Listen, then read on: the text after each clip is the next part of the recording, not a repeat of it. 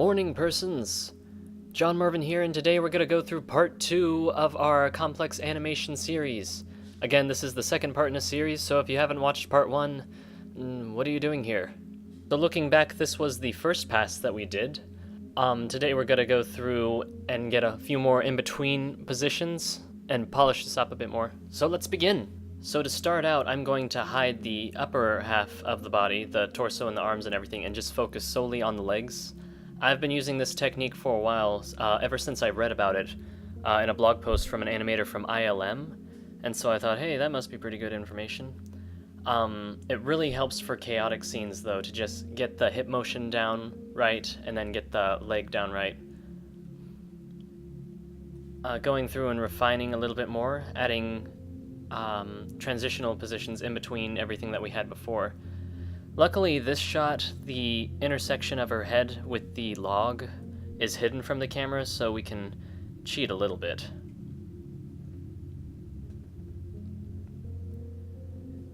I've been having so much trouble with this little area right here, this section of the animation, and I'm pretty sure I'm going to need to revive it. But I'm gonna let it play out and then see if I'll be able to refine it and clean it up more, or if it'll just have to completely redo it. Right here, when she grabs onto the log, I added a little slip of the leg, so she struggles to get her footing, and I think that adds a nice little touch. Can't wait to polish that up a bit more. But she gets her footing, and then she gets up onto the log and starts the running phase. For this phase, I probably should have added a few more steps in between just because they seem like they're a little spaced, but I went ahead and went with the original blocking that I placed, which could be a mistake later. We'll find out.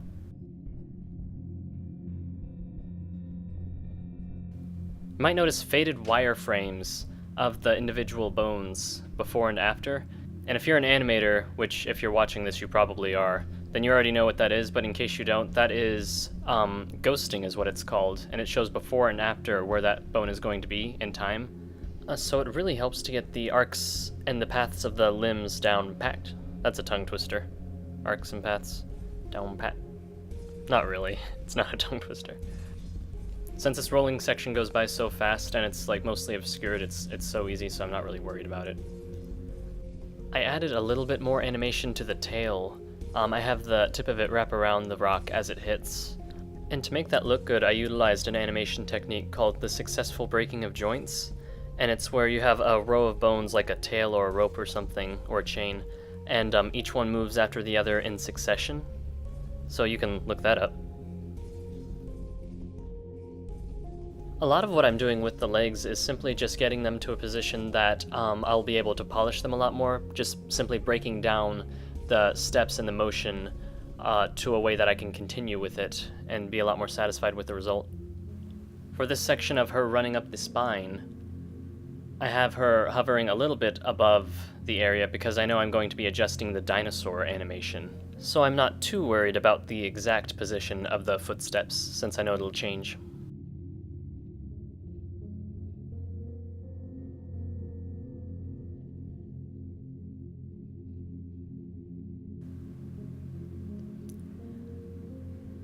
Now, after viewing it through a few times, I'm gonna go through with the second half of the animation, which is the torso and the arms. So first up, fixing any glitches that I see, any awkward shapes, just to get the arcs right of her throwing herself down. Always being aware of where the shoulder blades are is a good help. Just making sure that the swing of her arms is always to counterbalance her steps to make sure the running looks natural.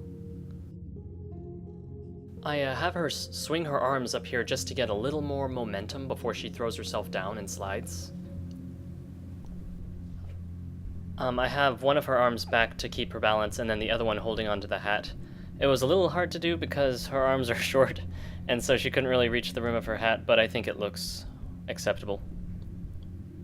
And you'll notice I'm not animating the fingers or the face yet, and that's going to wait until the polish pass, since it's minor details and most of what's going on here is the broad strokes of like the jumping and running, and so on and so forth and what have you. Little area of the animation is just not looking believable to me. When she ducks under the log and then jumps up to the rock. I'm going to try to polish it up, but I really feel like it's not coming together. I'm not sure what it is. Maybe it's too high of a jump? Maybe she doesn't get enough momentum, but it's just really, really phony looking to me. And it's driving me crazy.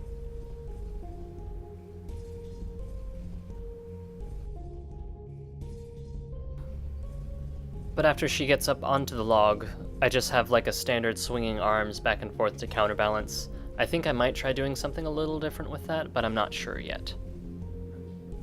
And I am so mad at myself because I made the exact same mistake twice. I did not record the last half of the animation, I'm so sorry. I'm face palming right now, because I can't believe I did that. But let's see what we got so far. So I am really loving the first section, the dodge and the slide. The middle section I feel like is going to need a lot more work, but I'm going to see if I can fix it in the polishing phase, and if not I might have to completely redo it. Also, whenever she's running along the log, I feel like her strides have way too far of a distance between, but I'll see how that looks when it's polished. There's minor glitching with the hands, but that's not a problem at all. We can fix that in like 2 seconds. If you notice, the dinosaur actually have one of his legs get caught behind him and he tugs, and then he roars and turns around to see what's up, and that's why his tail swings. And I added that animation. I also forgot to record it. I'm forgetting to record everything. But I added that so that there's a purpose to him turning around, as opposed to just swinging the tail for the tail's sake. I feel like this is coming along really well. Let me know what you guys think. Like this if you like it. If you don't like it, then, I don't know, you can not watch my channel. I'm tired. Have a good day, everyone.